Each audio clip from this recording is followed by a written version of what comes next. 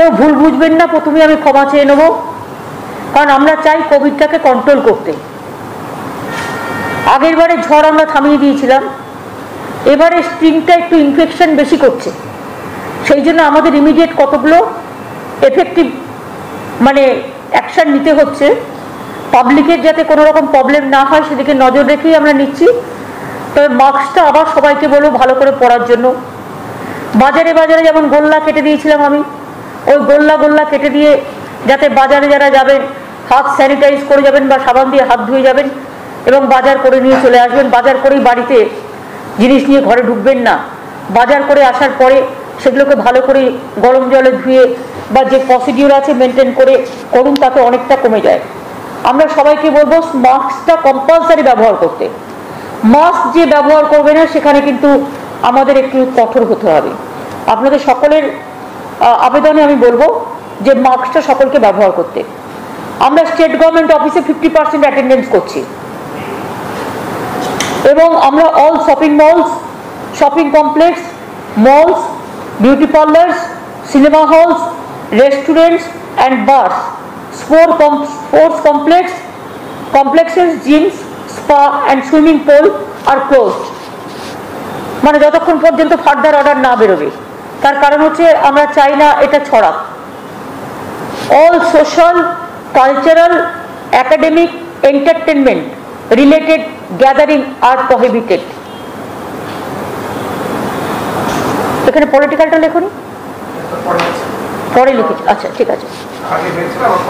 All social, cultural, academic, entertainment related gatherings are prohibited. যতক্ষণ পর্যন্ত Covid সিচুয়েশনটা develop না করছে। নট মোর দ্যান 50% অ্যালাউড, যেটা হচ্ছে কোনো ম্যারেজ সেরিমনিতে বা সোশ্যাল গ্যাদারিংসে বা কোনো কালচারাল প্রোগ্রাম, ছোট্ট করে প্রার্থনা করলো, প্রার্থনা সভা করলো, 50 জনের মধ্যে করতে হবে, তাও সেটা টাইম টু টাইম পারমিশন নিতে হবে। উইদাউট পারমিশনে হবে না।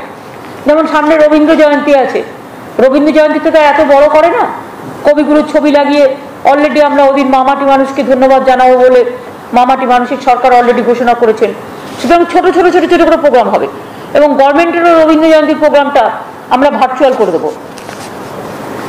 রেস্ট্রিকশনস ইন টাইম ফর হাট বাজার, রিটেল আউটলেট অ্যান্ড স্ট্যান্ডঅ্যালোন শপস। এটা হচ্ছে স্ট্যান্ড অ্যালোন শপস, যেগুলো 7টা থেকে 10টা খোলা থাকবে এবং 5টা থেকে 7টা। এটা একটু চেঞ্জ হবে, হ্যাঁ পরে চেঞ্জ করবে। অল সোশ্যাল, তার মানুষ বাজার করতে পারছে, মুদির দোকান খোলা থাকছে। টোটালটা লকডাউন না করে, লকডাউন যাতে বেশি গ্যাদারিং কোথাও না হয় সেই জন্য এই ডিসিশনগুলো নেওয়া হচ্ছে। এগুলো বাজারও চলবে, অর্থনীতিও চলবে, গরিব মানুষের অসুবিধাও হবে না, অথচ কোভিড থেকে আটকানো যাবে। সেই জন্য টোটাল লকডাউন না করে যেখানে যেখানে ক্লোজ করলে ভালো হবে সেই সব জায়গাগুলো আমরা বেছে নিয়েছি। All social and political gathering shall be prohibited except the cultural and prayer, যেটা বলেছি আমরা 50 জনের মধ্যে, সেটা পলিটিক্যাল নয়, cultural. Assembly gatherings up to 50% only with physical distancing shall be permitted for cultural and religious purposes at a time with prior permission of local authorities and shall be notified. Permission নিয়ে করতে হবে। Movement of all local trains to be suspended from tomorrow.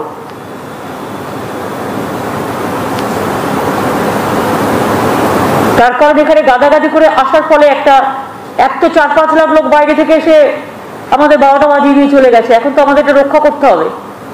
এখন তো রক্ষা করার জন্য আমাদের এই ব্যবস্থাটা কিছুদিনের জন্য করতে হচ্ছে। এবং ট্রান্সপোর্ট, স্টেট ট্রান্সপোর্টও যেটা আছে সেটা 50% ইনক্লুডিং মেট্রো, এটা আমরা 50% করে দেবো। No flight will be allowed to enter Bengal, Kolkata, Bagdogra, Andal from 7th May midnight from anywhere outside the state without RT-PCR negative test report of last 72 hours before boarding and proper health and thermal screening of passengers. বাইরে যেই প্লেনে আসুক তাদের RTPCR must, এবং তাদের RTPCR করে 72 ঘন্টার আগে থেকে সার্টিফিকেট নিয়ে আসতে হবে। অনেক সময় আমরা দেখছি কিছু ফেক সার্টিফিকেটও চলে আসছে, সুতরাং সেটাকে সার্ভাইলেন্সে রাখবার জন্য কখনো কখনো র্যান্ডাম সার্ভে হবে, যে সেটা যাতে ফেক যাতে না হয়। আর ইন কেস এনি প্যাসেঞ্জার্স যারা আর কি কোভিড এফেক্টেড হবে তাদের কিন্তু আমরা কোয়ারেন্টাইন করব, এবং quarantine facility to be arranged by airport authorities. Clear হয়েছে?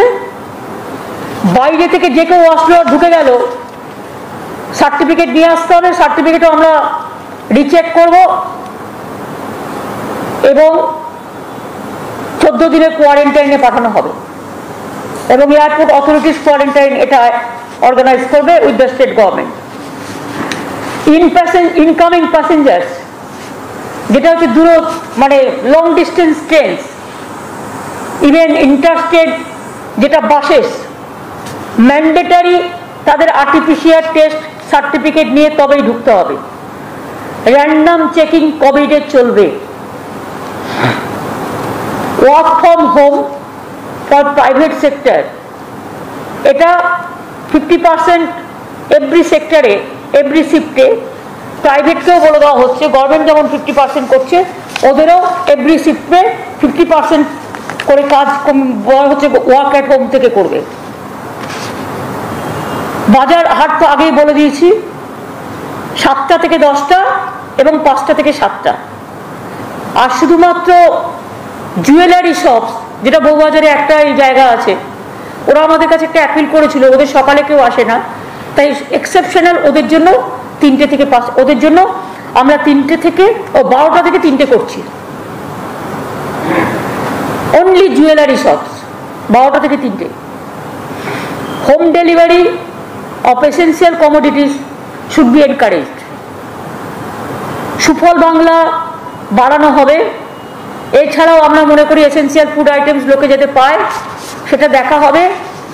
আর দেখতে হবে যে অনলাইন যেগুলো আগে চলতো, অনলাইন অর্ডার এগুলো থাকবে, এতে লোকে জিনিসও পাবে, বাড়িতে এসে পৌঁছেও দেবে, ঠিকই আছে।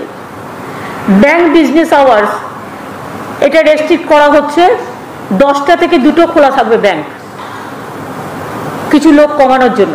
ওদের কাছ থেকেও আমাদের কাছে রিকোয়েস্ট আসছিল, সুতরাং 10টা থেকে 2টো। Operations in industries, factories, mills, manufacturing units and tea gardens will be restricted 50% of total strength of shift. মানে each shifted total যা আছে তার 50% allow করা হবে।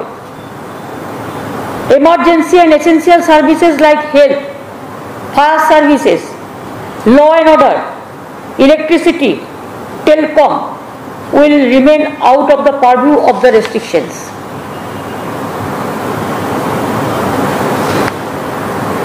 Emergency and essential services like health, fire services, law and order, electricity, telecom will remain out of the purview of restrictions.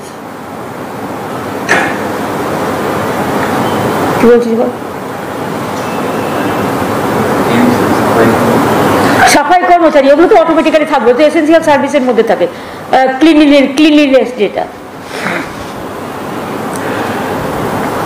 Situation will be reviewed daily basis, এবং সেখানে addition alteration changes আমরা করতেই পারি। আমরা advisory যেটা government থেকে দিচ্ছি, মানুষের কাছে আবেদন করে হাত জোর করে বলছি, মাস্ক পরতে হবে, ফিজিক্যালি ডিস্টেন্সিং মেনটেন করুন, হাত ধুন বারবার, এবং স্যানিটাইজার ইউজ করুন।